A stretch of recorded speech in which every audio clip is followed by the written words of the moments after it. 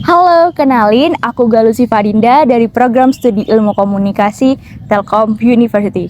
Well, kali ini aku ingin nge-review tentang 3 teori yang aku pelajarin di mata kuliah teori komunikasi. Teori yang pertama adalah penetrasi sosial teori, dan teori yang kedua adalah retorika, dan yang ketiga ketidakpastian. So, ikutin terus kelanjutan videonya. Hai guys, tau gak sih kenapa ya kalau semisal ada orang yang sok kenal, sok deket sama kita tuh, atau sering banget disebut SKSD, kita tuh ngerasa apaan sih, kenal juga kayak gak nyaman gitu loh. Well, kasus tadi bakalan kita jelaskan dengan salah satu teori dari ilmu komunikasi, yaitu teori penetrasi sosial, atau sering kita kenal dengan teori kulit bawang. Teori ini dikemukakan oleh Almeida dan Taylor pada tahun 1973. Teori ini mengemukakan nih bahwa kita tidak bisa dalam satu waktu langsung deket gitu aja sama orang. Mesti ada tahapan-tahapan yang harus kita lalui untuk mengubah suatu hubungan dari hubungan yang superficial, hanya sekedar deket, just say hello aja, menjadi hubungan yang lebih intim. Jadi ada 4 tahapan dari teori ini. Tahapan yang pertama adalah orientasi atau pengenalan, di mana kita akan berbagi informasi tentang hal-hal yang umum yang semua orang pasti tahu. Contohnya seperti nama panggilan, nama panjang, akun sosial media, atau mungkin pekerjaan. Yang kedua, tahapan pertukaran afektif eksploratif, di mana kita akan berbagi informasi tentang hal-hal yang kita sukai. Contoh, hobi kamu apa? Lagu kesukaan kamu apa? Kemudian ada makanan favorit kamu apa? Ya udah mulai membuka dirinya nih. Dan yang ketiga ada tahapan pertukaran afektif. Dalam tahapan ini kamu akan berbagi hal-hal yang lebih pribadi. Contohnya pengalaman pribadi kamu tentang sesuatu yang tidak semua orang itu tahu tentang hal tersebut. Jadi kayak kamu pernah memiliki trauma, pernah putus cinta, itu tuh bakalan dikasih tahu nih. Dan tahapan yang keempat adalah pertukaran stabil, di mana tahapan ini menjadi inti dari bawang yang tadi sudah kita kupas nih. Contoh, di sini kita akan bertukar informasi terkait perasaan nih. Kalau misalnya dapat perhatian lebih tuh aku bakalan baper, kayak gitu. Dan dalam tahapan ini kamu sudah mulai mengenal orang-orang tersebut, pembagian informasinya juga sudah ada yang sangat intimate gitu loh. Dari keempat tahapan ini kamu juga sudah mengelola dan mengenal orangnya lebih dekat lagi, sehingga kamu bisa memprediksi nih responnya kayak gimana ke orang tersebut apabila ada sesuatu yang terjadi. Selain 4 tahapan tersebut, teori ini juga menjelaskan kepada kita bahwa satu tahapan yang paling mudah dijangkau adalah tahapan pengenalan atau orientasi. Nah, kita juga harus sadar dalam berinteraksi atau bersosial, kita ingin nih orang itu lebih membuka diri, kita harus memberi informasi-informasi yang akan disampaikan, memberi informasi pribadi kepada orang tersebut. Itu dia penjelasan tentang social penetrasi teori atau teori kulit bawang yang termasuk dalam paradigma konstruktivis dan bersifat objektif nih, karena pasti semua orang pernah mengalaminya.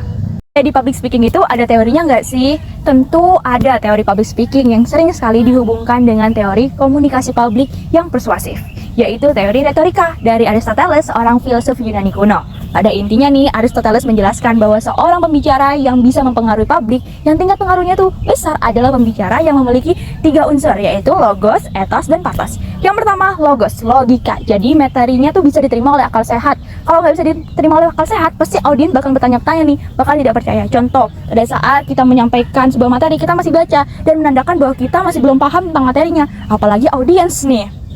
Yang kedua ada ethos. Ethos ini hubungannya dengan kredibilitas seorang, tentang bisa disampaikan tuh contohnya kayak aku nih ingin ngebahas tentang mental health, tapi orang sekitar aku tuh tahu kalau aku tuh orangnya pedagang, jadi nggak masuk akal karena aku nggak punya keilmuan tentang mental health study.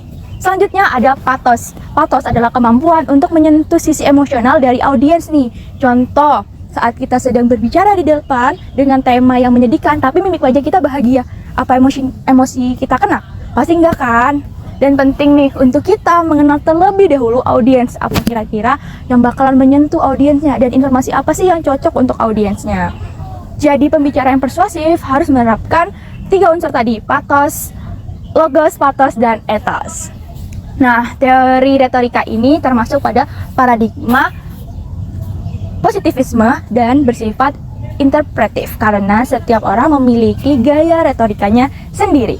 Teori PDKT, pendekatan. Jadi, dalam ilmu komunikasi ada yang namanya teori pengurangan ketidakpastian yang dikemukakan oleh Charles Bager dan Richard Selabert pada tahun 1975. Secara garis besar, teori ini menyatakan ketika kita mau berinteraksi dengan orang yang baru, apalagi orang yang baru kenal nih, maka kita akan dihadapi dengan yang namanya ketidakpastian.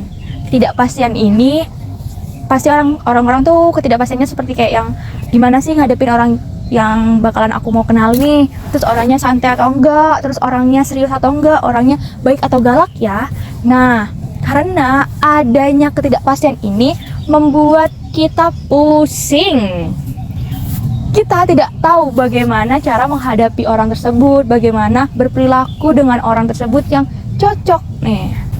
Supaya komunikasi dan juga interaksi awal ini berlangsung dengan lancar, kita harus mengurangi ketidakpastian ini dengan beragam strategi.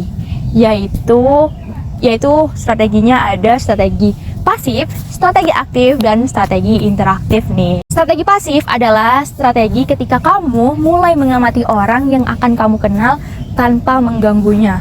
Contoh, zaman sekarang nih ya, kamu bisa nih mengepoin dari media sosialnya, akun media sosialnya. Jadi kamu bisa melihat nih cara dia berperilaku lewat media sosialnya tanpa kamu mengganggu orang tersebut. Jadi kamu bisa melihat nih, oh ternyata dia jarang banget bikin postingan nih di media sosial, berarti kamu bisa menganalisis bahwa orang itu seperti apa. Ingat ya, yang strategi ini tanpa mengganggu orang tersebut. Kamu juga bisa melakukan strategi yang kedua, yaitu strategi aktif. Nah, strategi aktif ini ketika kamu mulai bertanya ke orang lain terkait orang yang ingin kamu kenal. Contoh, aku kepingin berkenalan dengan orang A. Sebelum aku kenalan langsung, aku mau bertanya dulu ke orang terdekatnya si cowok A ini gitu. Aku tanya nih, orang itu kebiasaannya gimana ya, dia kayak apa sih, dia suka topik pembicaraan kayak apa sih, seperti itu. Nah, dengan mengumpulkan informasi-informasi dari strategi aktif ini, kamu akan semakin mengenal dan memahami bakalan kayak gimana sih berhadapan langsung dengan cowok A ini.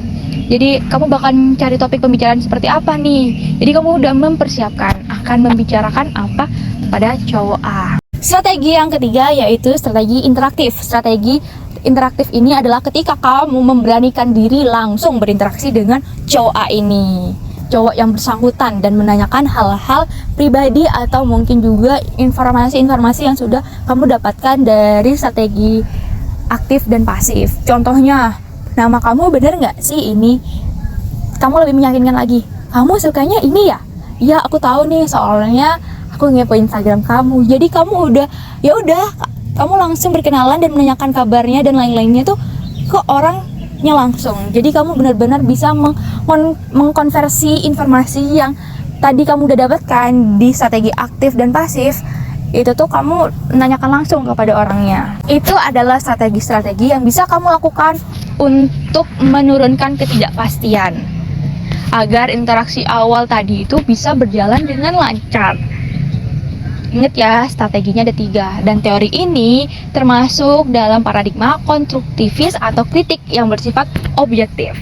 Oke, sekian dari video review 3 teori tadi. Semoga bermanfaat. Jika kalian ada tambahan-tambahan, bisa isi di kolom komentar. And see you!